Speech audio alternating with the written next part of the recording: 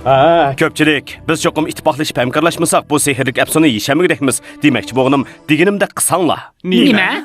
Chaqchaq qilyapsan? Hanis bilan Jek azab ko'liga berib izlaydi. Uch kezaklar umidsizlik o'nkirini oqtirsalar. Men Qizil Kash bilan birga Oltin g'oz o'nkiriga boramiz. Shundaqmi Oltin g'oz o'nkiri degan, o'jasini muhabbatlashgan vaqtida uchrashishga bordigan yering-ku. Hammamiz astoydillik bilan vazifamizni ado qilishimiz kerak. Qani qarapaqayli kechda yana qanday ishlar yuz berdi ekan. Oltin g'oz o'nkirga borsang rad qilinishdan boshqa ishlarga uchirmaysan.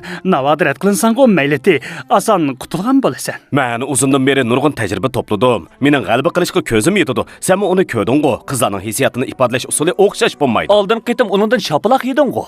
Ko'pchilikni askartib qo'yay. Bu men sehrlangandan bu yoqqa so'ylashga eng yaqinlashgan vaqtim hisoblanadi. Shunga ko'pchilik g'ayrat qilib Qizil Kashning meni yoqtirib qolishiga yordam qilishini umid qilaman. Shunda sehrlik afsona yo'qotqili bo'ladi. Undaqda boshqalarimiz-chi, qanday qilamiz? Men shahzodalik salohiyatimga qaytgandan keyin yetti qahramon haqidagi hikoyalar atrofga keng tarqaladi. Bu vaqt qizlar talishib turib sizlarning yeshil yuzinglarga suyishga boshlaydi. Rasma? Anglamoqqa asosi pada qiladi. Men chiqib morojni yeb kiray. Bir qizning sevgisiga erishish, yetti qizning sevgisiga erishishdan o'ngayroq. Bu qamlashmagan plan ekan. U faqat o'zini o'ylabdi. Qamlashmagan plan bo'lsa, plan tuzmagandir yaxshi-da. Ansirma birodar, mening zimmamdagi yuk intayin